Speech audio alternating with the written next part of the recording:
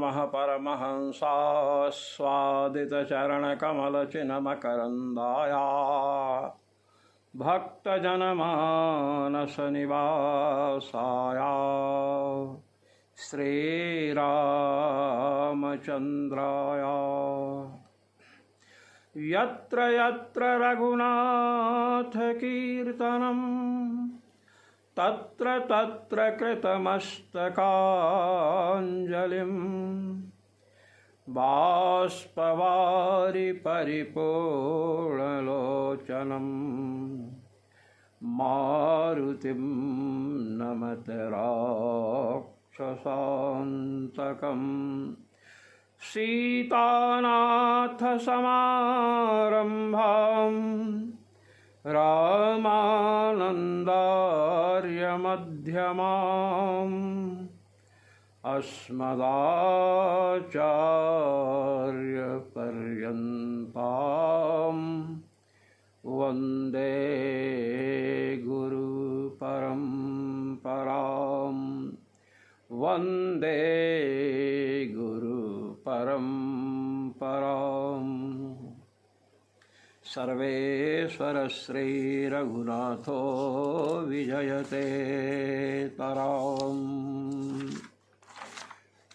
विलक्षणत्व अधिकरण चल रहा था।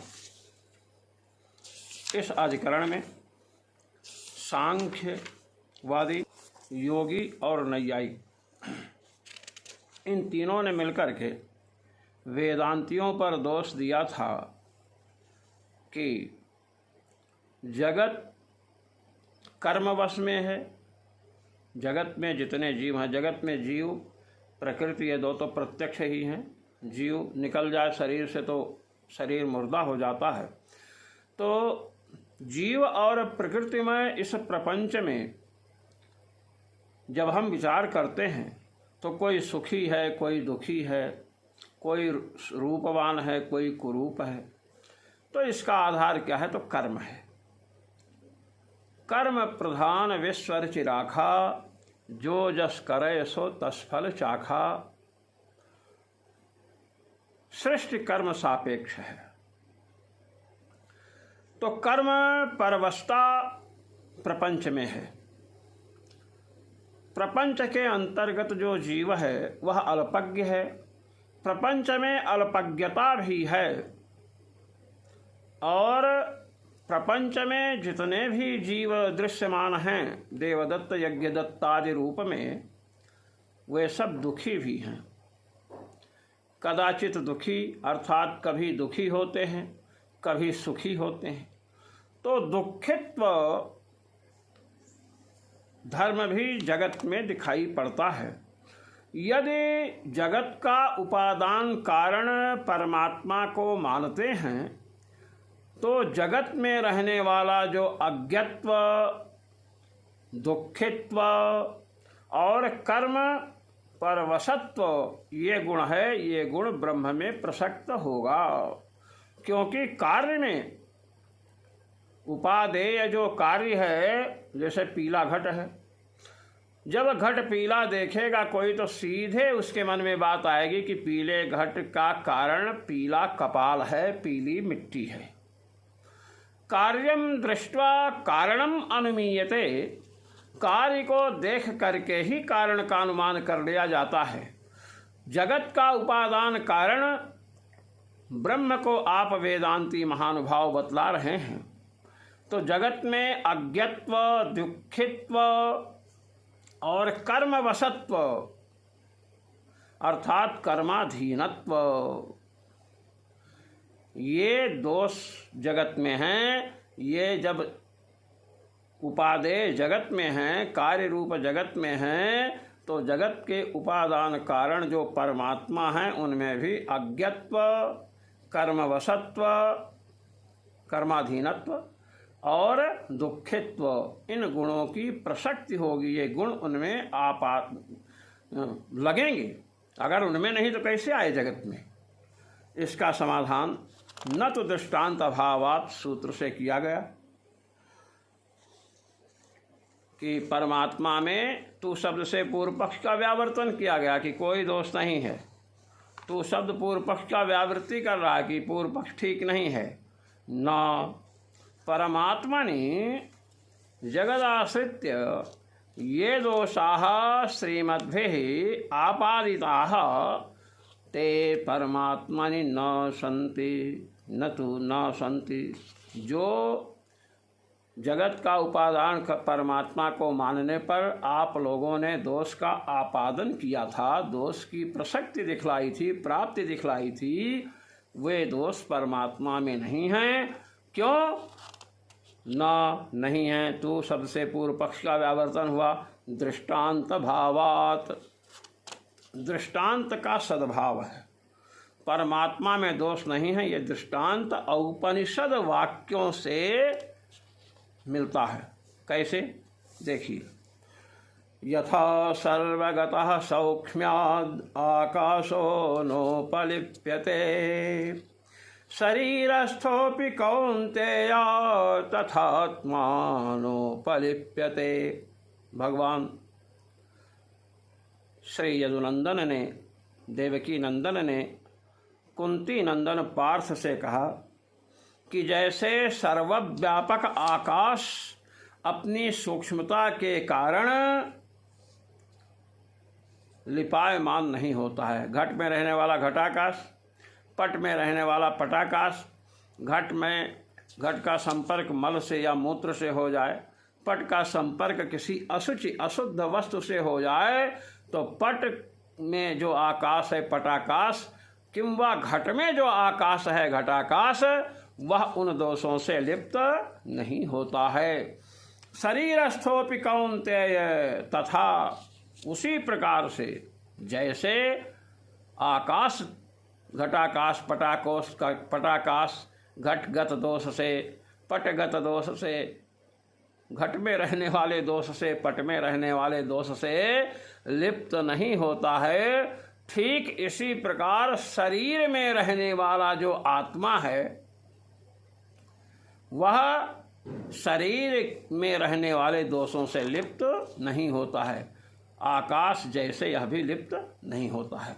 तो यह दृष्टांत दिया गया है। आकाश का दृष्टांत दे करके आत्मा में शरीरस्थ जो दोष हैं उनसे निर्लिप्तता बतलाई गई। किसमें? परमात्मा में। आत्मा में बतलाई गई। तो आत्मा के दो भेद जो मानते हैं, आत्मा परमात्मा, ये परमात्मा में दोष लिप्त नहीं होता है। बात सिद्ध हुई गीता के द्वारा। शरीर में रहने वाला दोष क्या है? बाल्यावस्था, युवावस्था, वृद्धावस्था, ये शरीर के धर्म हैं। ये धर्म आत्मा में नहीं है। आत्मा न कभी जवान होता है, न बालक होता है, न बूढ़ा होता है। इसी प्रकार आत्मा के जो धर्म, ज्ञान और सुख हैं वे जड़ शरीर में नहीं आते हैं। इस दृष्टांत से यह बतलाया कि परमात्मा में रहने वाला जो अपहत पापमत्व गुण है, परमात्मा का संपर्क पुण्य और पाप से नहीं होता है। परमात्मा में वृद्धावस्था, परमात्मा में मृत्यु, परमात्मा में शोक, ये सब नहीं रहते हैं। परमात्मा को भूख नहीं लगती है, परमात्मा को प्यास नहीं लगती है, सत्य काम है, सत्य संकल्प है। तो 8 गुण अपहत पाप मत्वादि जो 8 गुण बतलाए गए थे, एस आत्मा अपहत पापमा विजरो विमृत्युर्विशोको विजिघत्सो पिपासः सत्य कामः सत्य संकल्पः, ये 8 गुण बतलाए गए थे। ज्ञान शक्ति बल ऐश्वर्य तेज वीर्य, ये 6 गुण भगवान में बतलाए गए। ये भगवान के गुण उसके शरीर रूपी जीव में नहीं आते हैं और प्रकृति में नहीं आते हैं। अब जो चिदचिद विशिष्ट ब्रह्म है, यह वस्तुतः प्रलय काल में सूक्ष्म चित और अचित से विशिष्ट रहता है और बहुत श्याम प्रजा ये जब संकल्प करता है तो सृष्टि अवस्था में स्थूल चिद और अचिद से विशिष्ट हो जाता है। चूँकि चिद माने जीव और अचित माने प्रकृति, ये परमात्मा को छोड़ करके अन्यत्र रह नहीं सकते हैं। इनका परमात्मा से अपृथक सिद्ध संबंध है। सर्वस्य चिद चिद वस्तुनः परमात्म शरीरत्वं परमात्मनस्तदात्मत्वं च असकृच्छ्रुतिषु उपदिष्टम। कहते जितने भी चित और अचित वस्तुएं हैं ये परमात्मा के शरीर हैं और परमात्मा इनका शरीर ही है। यह बात उपनिषदों में अनेक बार उपदिष्ट हुई है, उपदेश के द्वारा बतलाई गई है। थोड़ा स्मरण करा दीजिए, सुनिए। यह पृथिव्यां तिष्ठन् पृथिव्या अंतरोऽयं पृथिवी न वेद यस्य पृथिवी शरीरं यह पृथिवीमन्तरोऽयमयत्येष त आत्मा अन्तर्याम्यमृतः त आत्मा आत्मान्तर्याम्यमृतः। बृहदारण्यक उपनिषद है, 3 अध्याय के 7वें खंड का 3रा मंत्र है।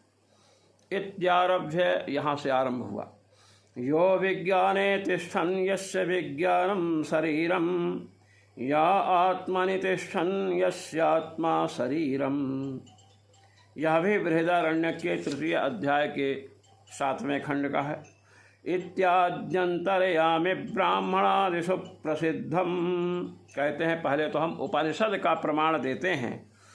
बृहदारण्यक उपनिषद में आया है जो पृथ्वी में निवास करता है, पृथ्वी से भिन्न है, जिसे पृथ्वी नहीं जानती है और पृथ्वी जिसका शरीर है, यही तुम्हारा अंतर्यामी अविनाशी आत्मा है।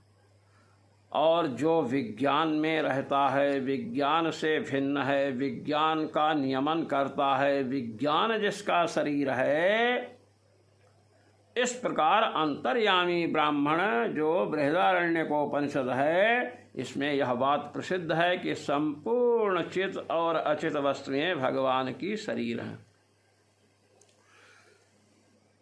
और कहते हैं श्रीमद् वाल्मीकि रामायण युद्ध कांड में लीजिए, जगत सर्वं शरीरं ते इति सर्वस्य चिदचिन्मयस्य जगतो रामाख्य परब्रह्म शरीरत्वस्मरणात् नोक्तदोषावकाशः। कहते हैं श्रीमद् वाल्मीकि रामायण में जब भगवती जानकी जी की अग्नि परीक्षा भगवान श्री राम ने ले ली, उस समय श्री ब्रह्मा जी आकर के स्तुति करते हैं, समस्त देवगण साथ में हैं। उन्होंने कहा एक श्रृंग वराहस्त्वम, एक सींग वाले वराह आप ही हैं, नारायण आप ही हैं। इस प्रकार यह बतलाया कि जगत सर्वं शरीरम ते स्थैर्यम ते वसुधातलम, संपूर्ण जगत आपका शरीर है। अब संपूर्ण जगत, जगत के अंदर जीव और प्रकृति दोनों आएंगे, तो जीव और प्रकृति भगवान के शरीर हैं, भगवान सबके शरीरी हैं। इसलिए हमने आपको एक बात बताई कि जैसे शरीर में रहने वाले दोष हैं, जैसे शरीर में बाल्यावस्था है, युवावस्था है, वृद्धावस्था है, ये अवस्थाएं जीव में प्रसक्त नहीं होती हैं। और जीव में रहने वाला जो ज्ञान है, सुख है, यह धर्म शरीर में नहीं आता है। इसी प्रकार परमात्मा के शरीर जो जीव और प्रकृति हैं, उनमें रहने वाला अज्ञत्व, कर्म वशत्व और दुखित्व आदि जो दोष हैं, वे दोष शरीरी परमात्मा में नहीं आते हैं। हमने दृष्टांत भी दिया, जैसे आकाश घटाकाश है, पटाकाश है, मठाकाश है। यह घट में रहने वाले, पट में रहने वाले, मठ में रहने वाले दोषों से लिप्त नहीं होता है। इसी प्रकार शरीर के अंदर रहने वाला आत्मा शरीर के दोषों से लिप्त नहीं होता है। जीव और प्रकृति भगवान के शरीर हैं, इसलिए जीव और प्रकृति में रहने वाले दोषों से उनके अंदर निवास करने वाले शरीरी परमात्मा लिप्त नहीं होंगे। इसलिए आप ये नहीं कह सकते हैं कि जगत का उपादान कारण परमात्मा को मानने पर जगत में जो अल्पज्ञत्व, कर्मवशत्व दुखित्वादि दोष हैं वे परमात्मा में प्रसक्त होंगे। आपने घट का दृष्टांत देकर कहा था कि घट पीला, पट पीला, तो उसका उपादान कारण पीला होगा, यह अनुमान होता है और प्रत्यक्ष भी देखा जाता है। इसका उत्तर हमने दे दिया कि संपूर्ण जगत परमात्मा का शरीर है। शरीर के दोष शरीरी आत्मा में नहीं लगते हैं। भगवत गीता का प्रमाण दिया, उपनिषद के द्वारा सबको शरीर बतलाया, श्रीमद् वाल्मीकि रामायण के द्वारा परमात्मा का चिदचित प्रपंच जो है यह शरीर है। इसलिए इसके दोषों का आपादन परमात्मा में नहीं किया जा सकता है। न तो दृष्टांत भावात परमात्मा ने भवदुक्त दोषाः न सन्ति, कथम दृष्टांत भावात, दृष्टांत सद्भावात आपके द्वारा कहे गए दोष परमात्मा में नहीं लग सकते हैं। दृष्टांत भावात माने दृष्टांत सद्भावात, क्योंकि दृष्टांत की सत्ता है उपनिषदों में, उनके द्वारा बतलाया गया है। अब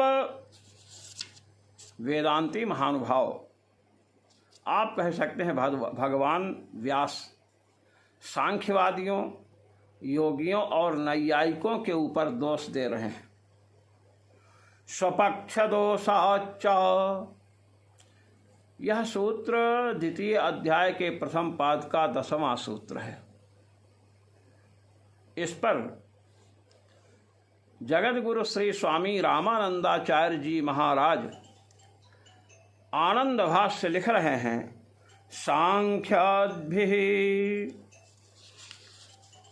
सांख्यादि पूर्व पक्षिभिर ये दोषा ब्रह्मकरणवादे समुद्भाविताः तेषाम् अदोषत्वात् वेदान्तमतस्य स्वीकृतौ न काचिद अनुपपत्तिः। सांख्यवादी, योगी और नैयायिक महानुभावों के द्वारा, इन पूर्व पक्षियों के द्वारा जो दोष ब्रह्म को जगत का उपादान कारण मानने पर उठाए गए थे, उनका तो निराकरण कर दिया गया कि वे दोष परमात्मा में नहीं हैं। इसलिए वेदांत मत को स्वीकार करने में कोई अनुपपत्ति नहीं है। परम सांख्यादि मते तो तेषां दुष्परिहरत्वात् तन्मत परित्यागः। परम किंतु सांख्य आदि महानुभावों के मत में जो दोष पहले उठाए गए वेदांतियों के ऊपर, हम लोगों के ऊपर, उन दोषों को हम जब इन लोगों के ऊपर उठाएंगे तो ये उसका परिहार नहीं कर सकते हैं। इसलिए इनको अपने मत का परित्याग कर देना चाहिए। कहते कैसे? कहते सुनिए। तथा ही, आइए, आपने हम वेदांतियों पर दोष लगाया था कि यदि चेतन ब्रह्म को अचेतन जगत का कारण मानेंगे तो जगत भी अचेतन नहीं होकर क्या होना चाहिए था? चेतन होना चाहिए था। इसका मैंने परिहार कर दिया। दूसरी बात, आपने दोष लगाया था कि जगत का उपादान कारण यदि ब्रह्म है तो जगत में अज्ञत्व, कर्म परवशत्व, दुखित्वादि दोष जो हैं वे ब्रह्म में आने चाहिए। इसका भी हमने समाधान कर दिया। अब आप लोगों के यहाँ आ रहे हैं।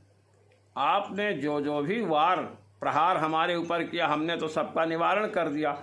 अब हम भी प्रहार कर रहे हैं, उसको भी आप लोग झेलिए। कहते बताइए। तथा ही प्रधानस्य अचेतनत्वात् नाचिदचिन्मिश्रस्य जगतस्तत उत्पत्तिः संभवति। कहते देखिए, सांख्यवादियों और योगियों और नैयायिक महानुभावों, आप तीनों हमारे समक्ष हो। हम सांख्यवादी और योगी महानुभावों से पूछ रहे हैं कि आप दोनों जगत का उपादान कारण प्रधान अर्थात प्रकृति को मानते हैं। प्रकृति जड़ है, ठीक। अब प्रधान प्रकृति अचेतन है तो अचेतन से अचेतन ही उत्पन्न होना चाहिए। तो क्या प्रपंच जो जगत है यह अचेतन है? पृथ्वी, जल, तेज, वायु, आकाश अचेतन है। आकाश को नैयायिक महानुभाव नित्य मानते हैं, किंतु सांख्य और योगी तो अनित्य मानते हैं। तो आप ये बतलाओ, पृथ्वी, जल, तेज, वायु, आकाश ये तत्व तो अचेतन है, किंतु देवदत्त, यज्ञदत्त, रामदत्त, गोविंद इत्यादि जो मनुष्य हैं, जो चेतन हैं, आप बताइए अचेतन प्रधान से चेतन मनुष्यों का, चेतन पशुओं का, चेतन कीड़े मकोड़ों का जन्म कैसे होता है? आप बतलाओ। प्रधान जब उपादान कारण है, प्रधान अचेतन है, उससे पृथ्वी, जल, तेज, वायु, आकाश अचेतन उत्पन्न हो, हमें कोई आपत्ति अभी नहीं है। हम इसको अंगीकार कर रहे हैं कि ठीक है, इतना अर्धम सत्यम इत्यर्धांगीकारे, आधा अंगीकार कर रहे हैं। किंतु देवदत्त, यज्ञदत्त, मनुष्य, पशु, सरीसृप जितने भी हैं देवी देवता, ये चेतन हैं। तो अचेतन प्रधान इनका उपादान कारण है, तो ये चेतन कैसे हो गए? अचेतन से तो अचेतन ही होना चाहिए। जैसे आपने आपत्ति दी थी मिल करके कि चेतन ब्रह्म से अचेतन जगत कैसे उत्पन्न हो गया, तो हम आपसे प्रश्न करते हैं, अचेतन प्रधान से चेतन मनुष्य, देवता, पशु, पक्षी इत्यादि की उत्पत्ति कैसे हुई? बतलाइए। और परमाणु कारणवादी नैयायिक महानुभावों से भी यही प्रश्न है कि अचेतन जो परमाणु है उनका परस्पर संयोग कैसे हुआ? क्योंकि आप परमाणुओं को निरवय मानते हैं। सावयव मानेंगे तो अनित्यत्व की आपत्ति, और निरवय मानेंगे तो महाराज अवयव है नहीं तो संयोग होगा कैसे? संयोग तो कपि का वृक्ष का संयोग होता है, कपि के हाथ का संयोग डाल से हुआ, कपि के शरीर के किसी अवयव का संयोग वृक्ष के किसी अवयव विशेष से होता है। अब आप बतलाओ कि जब परमाणु निरवयव हैं, उनमें कोई अवयव ही नहीं है, तो दो परमाणुओं का संयोग कैसे होगा? पहले तो आप इसका समाधान दो। यदि संयोग सिद्ध करने के लिए परमाणुओं में अवयव मानोगे तो वे अनित्य हो जाएंगे, क्योंकि सावयव वस्तु अनित्य होती है, ये सब मानते हैं। तो कहते हैं परमाणु भी अचेतन, तो अचेतन परमाणु अभी प्रधान पर आइए। सांख्यवादियों, योगियों, अचेतन प्रधान से चेतन मनुष्य, पशु, पक्षी, सरीसृप आदि की उत्पत्ति कैसे हुई? संभव ही नहीं है। यदि आप लोग कहें कि पुरुष का, प्रकृति पुरुष दो तत्व आपने माना, प्रकृति और पुरुष का सन्निधान है, प्रकृति से पुरुष का सन्निधान है, इसलिए अचेतन जो प्रकृति है चेतन पुरुष का सन्निधान होने से चेतन को उत्पन्न कर देती है। यदि आप ऐसा कहें तो इस पर एक प्रश्न है।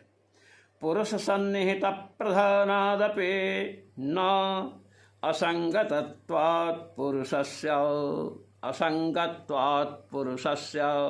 पुरुष के सन्निधान से प्रकृति चेतन जगत उत्पन्न करती है, ऐसा भी आप नहीं कह सकते हैं, क्योंकि पुरुष असंग है, पुष्कर पलाशवत निर्लेप है, ये आपका सिद्धांत है। कहते हैं ठीक है, पुरुषोपरागादिति चेत, कह पुरुष का उपराग संबंध, जैसे चंद्रकांत मणि है, चंद्रकांत मणि रखी हुई है,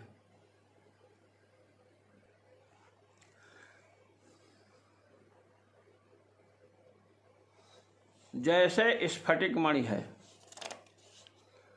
स्फटिक मणि के समीप जपा कुसुम, या ये पुष्प ले लीजिए, सूर्यमुखी पुष्प ले लीजिए, या लाल पुष्प कोई ले लीजिए, कमल ले लीजिए, ये पास में हो तो उसकी छाया पड़ती है, उसका प्रतिबिंब पड़ता है किस पर? स्फटिक मणि में। तो स्फटिक मणि लाल दिखेगी, पीली दिखेगी। कहते हैं इसी प्रकार पुरुष का उपराग संबंध होने से अचेतन प्रधान चेतन जगत का निर्माण कर देता है। ऐसा कहें तो कहते हैं पुरुषोपरागादिति चेत, कहते हैं ना, कहे ऐसा नहीं कह सकते हैं। निष्क्रियस्य उपरंजकाभावात्, जो निष्क्रिय है वह उपरंजक नहीं हो सकता है। पुरुष जो है, आपका पुरुष निष्क्रिय, उसमें कोई क्रिया नहीं होती है। आपके पुरुष में कोई गुण है? चेतन है। इसके अतिरिक्त उसमें क्या गुण है कोई गुण? तो कहते हैं जो निष्क्रिय होता है वो उपरंजक नहीं हो सकता है। जपा कुसुम जो है उसको कोई लाकर सामने रखेगा, उसमें गुण है लालिमा। वो लालिमा किसमें भाषित होती है? स्फटिक मणि में। आपके पुरुष में कोई ऐसा गुण है कि पुरुष का उपराग हो, संबंध हो जाए, उसका प्रतिबिंब पड़े? ये सब तो हो नहीं सकता है। इसलिए प्रकृति जो है अचेतन है, चेतन जगत को उत्पन्न नहीं कर सकती है, पशु पक्षी आदि को। कहें कि प्रकृति भी नित्य है, प्रकृति नित्य है, पुरुष भी नित्य है, अनादि है। प्रकृति अनादि है ना। प्रकृति पुरुषयोः अनादिभूत एवोपराग इत्यपि न, कहते हैं प्रकृति और पुरुष का जो उपराग है, पहले तो पुरुष का उपराग है, पुरुष से उपरक्त होती है प्रकृति। जैसे जपा कुसुम की लालिमा आ जाती है स्फटिक मणि में तो वह लाल दिखती है, इसी प्रकार पुरुष का संबंध होने से प्रकृति क्या होती है? चेतन जैसे कार्य करती है और चेतन जगत को उत्पन्न कर देती है। कहते हैं कि पुरुष का उपराग भी आप नहीं कह सकते हैं। देखिए, संबंध और उपराग में अंतर है। संबंध दुष्ट होता है और उपराग जो है संबंध हुए बिना भी होता है। जैसे स्फटिक मणि है, स्फटिक मणि रखी है यहाँ और जपा कुसुम रखा है यहाँ। अब इसकी छाया यहाँ पड़ेगी तो स्फटिक मणि लाल दिखेगी। इसी प्रकार यह प्रकृति है, यह पुरुष है। पुरुष का संबंध तो नहीं है प्रकृति से, निर्लेप है, किंतु इसका उपराग, इसका कोई प्रतिबिंब इत्यादि इसमें पड़ रहा है। जैसे जपा कुसुम की छाया पड़ी, लालिमा को इसने ग्रहण किया, ऐसे ही पुरुष से उपरक्त प्रकृति है। पुरुष चेतन है, प्रकृति जड़ है, इसलिए ये चेतन जैसे हो गई और इसने चेतन जगत जो है मनुष्य पशु पक्षी आदि को उत्पन्न कर दिया। इस पर कहते हैं कि जो निष्क्रिय होता है वह उपरंजक नहीं हो सकता है। निष्क्रिय वस्तु जो है, जैसे जपा कुसुम है, उसको आप यहाँ से लाएंगे, ले जाएंगे, उसमें गुण है। सांख्यवादियों ने पुरुष को माना है, पुरुष तो पुष्कर पलाशवत निर्लेप है, उसमें कोई गुण ही नहीं है, चेतन है केवल, इसलिए वह उपरंजक नहीं हो सकता है। दूसरी बात कि प्रकृति भी अनादि है और पुरुष भी अनादि है। कहते हैं प्रकृति पुरुषयोः अनादिभूतः एव उपरागः इत्यपि न, कहता है सांख्यवादी कि प्रकृति और पुरुष अनादि हैं, इसलिए उनका उपराग भी अनादि है। या आप ये कहें कि प्रकृति और पुरुष उपराक्त प्रकृति है, पुरुष का उपराग प्रतिबिंब इत्यादि पड़ा। जैसे जपा कुसुम की छाया, जपा कुसुम की लालिमा का अनुभव हो रहा है स्फटिक मणि में, ऐसे पुरुषगत जो चैतन्य धर्म है वह चैतन्य किसमें प्रतीत हो रहा है? प्रकृति में। और चेतन पशु पक्षी मनुष्य आदि की उत्पत्ति हो गई। कहते हैं प्रकृति और पुरुष दोनों अनादि हैं, तो उनका उपराग जो होगा वह भी अनादि होगा। भाई जपा कुसुम को तो लाए, स्फटिक मणि सफ़ेद है, जपा कुसुम जब सामने आया तो लाल दिखने लगी, जपा कुसुम हट गया, पीला कमल आया, लाल कमल आया तो पीत दिखने लगेगी। उसको लाते हैं, ले जाते हैं। क्या पुरुष में क्रिया है? पुरुष तो निष्क्रिय है। यदि मानोगे कि पुरुष उपरक्त प्रकृति है, पुरुष का उपराग है प्रकृति में, तो दोनों अनादि हैं। अनादि उपराग सिद्ध हो जाएगा तो मोक्ष कभी नहीं हो सकता है। वो तो रहेगा ही, पुरुष भी रह रहा है, प्रकृति भी रह रही है। प्रलयाभाव प्रसंगाचा, और प्रलय भी सिद्ध नहीं हो सकता है। प्रलय जो है वह भी सिद्ध नहीं होगा, क्योंकि प्रकृति पुरुष दोनों रहेंगे। प्रकृति में क्षोभ होता है तो सृष्टि होती है, पुरुष है। अब प्रकृति में क्षोभ क्यों हो रहा है, ये भी प्रश्न होगा। भाई पुरुष तो कुछ करेगा नहीं, और ईश्वर को आप मानते नहीं हो। तो जब आप ईश्वर को मानते नहीं हैं, पुरुष पुष्कर पलाश के समान निर्लिप्त है, तो प्रकृति में क्षोभ कैसे हुआ जो सृष्टि हो रही है? और प्रकृति के तीनों गुण साम्यावस्था में हो तो प्रलय हो। प्रलय कैसे होगा? और यदि प्रलय हो गया तो फिर गुणों में क्षोभ क्यों होगा? कर्म तो जड़ होते हैं, जड़ के कारण क्षोभ हो नहीं सकता है। इसीलिए ईश्वर को मान लो, परमात्मा को मानो, परमात्मा का भजन करो, तुम लोगों की मुक्ति सद्य हो जाएगी। तस्मान्न सांख्याभिमत प्रधान कारणवादस्य प्रसरः। इसलिए सांख्यों के द्वारा कहा गया अथवा योगी महानुभावों के द्वारा कहा गया जो प्रधान कारणवाद है, वह प्रचार प्रसार के लायक नहीं है, उसकी प्रसक्ति नहीं हो सकती है युक्ति के द्वारा। इति ब्रह्म कार्यत्वमेव जगतः। इसलिए जगत किसका कार्य है? परमात्मा का ही कार्य है। भगवान सच्चिदानंद घन श्री राघवेंद्र ही जगत के निमित्त और उपादान कारण हैं। अभिन्न निमित्तोपादान कारण भगवान हैं। नैयायिकों का परमाणु भी जगत का कारण नहीं हो सकता है, क्योंकि परमाणु निरवय है, उनका संयोग ही नहीं बन सकता है। कहाँ ईश्वर इच्छा से संयोग हो जाएगा? तो ईश्वर मूर्ख है क्या? जब संयोग हो जाता नहीं किसका किसका होगा, जो निरवय वस्तु है उसका संयोग होगा कैसे? इसलिए संयोग नहीं हो सकता है।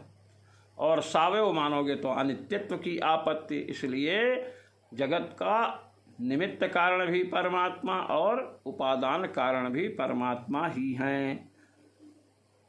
सर्वेश्वर श्री रघुनाथो विजयते तरम्।